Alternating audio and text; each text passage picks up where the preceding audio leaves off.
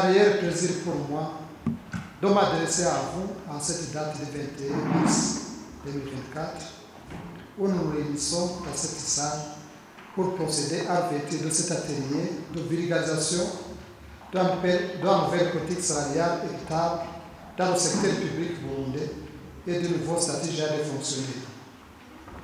Distingués invités, dans le cadre de la mise en œuvre de la politique nationale de la réforme de l'administration publique, le gouvernement de la République du Burundi s'est doté d'une politique salariale équitable dans le secteur public basée sur la classification et la cotation des emplois et la politique de gestion des performances dans le secteur public adoptée en 2014. La dite politique a été adoptée par le Conseil des ministres en date du 2 mars 2022. L'élaboration de cette politique a passé par plusieurs étapes de l'établissement d'un répertoire des emplois types de l'administration publique burundaise, la fixation des critères consensuels de classification et de cotation de ces emplois types pour les peser, la création d'une base de données cotation, la détermination de la valeur du point emploi, etc. L'objectif poursuivi par cette politique est d'asseoir l'équité salariale suivant le principe des employés exerçant des métiers différents, mais comportant des qualifications, des suggestions et des responsabilités comparables et obtenant dans l'emploi des résultats équivalents, perçoivent une rémunération également comparable. Trois principes directeurs sous-tendent la dite politique. A. Le maintien dans le système de fonction publique de carrière. En effet, le Burundi connaît un tel système depuis son indépendance, il y a plus de 60 ans. Les difficultés rencontrées dans son fonctionnement appellent une transformation profonde des pratiques, mais n'impliquent pas l'abandon d'un système qui fait partie de la qualité nationale de la gestion publique. Dans un environnement de réformes difficiles de cette gestion, où des priorités fortes doivent être définies, le bouleversement de fond en compte du cadre de gestion des fonctionnaires par anneau dans l'inconnu ne peut pas être l'une des B. La distinction des outils et des moyens. La distinction des outils et des moyens et le débat autour de la politique salariale se focalise aisément sur les problématiques de niveau du salaire, davantage que sur celles des modalités de son calcul.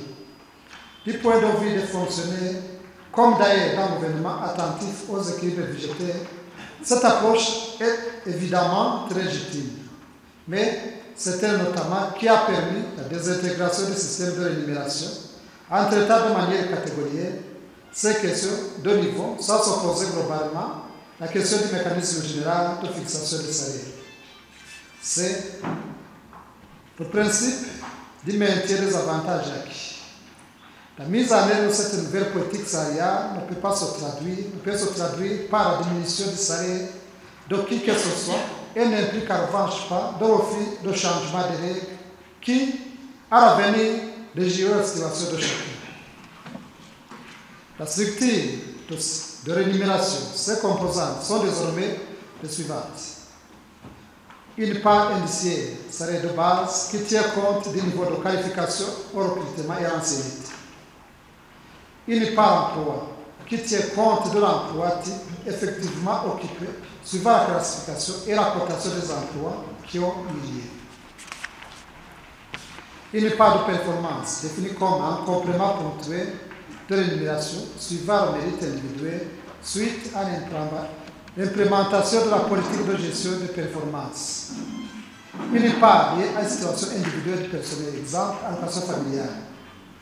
Comme il s'agit d'une réforme de grande envergure, il est indispensable que les chargés des ressources humaines, des services déconcentrés et décentralisés des ministères sectoriels soient formés sur les nouveaux outils de traitement des dossiers et la politique de gestion des performances et sera pour une meilleure mise en œuvre et appropriation.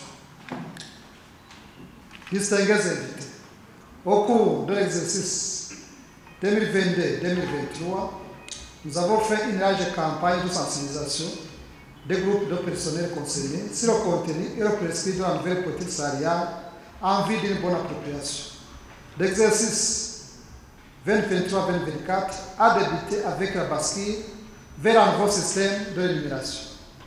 Comme nous sommes actuellement dans la phase de la mise en application de cette nouvelle politique, il est utile de faire connaître à ceux qui sont en première ligne dans sa mise en application les nouveaux outils de traitement des dossiers et de la politique de la gestion de performance. C'est dans cette optique que cet atelier a été organisé à l'intention de charger de ressources humaines et de cadres dirigeants des services déconcentrés et décentralisés des ministères sectoriels. Je m'en voudrais de terminer mon propos sans remercier vous tous ici présents pour avoir sacrifié votre précieux temps pour participer aux présentes assises. Ceci, c'est un mot de remerciement que je déclare ouvert.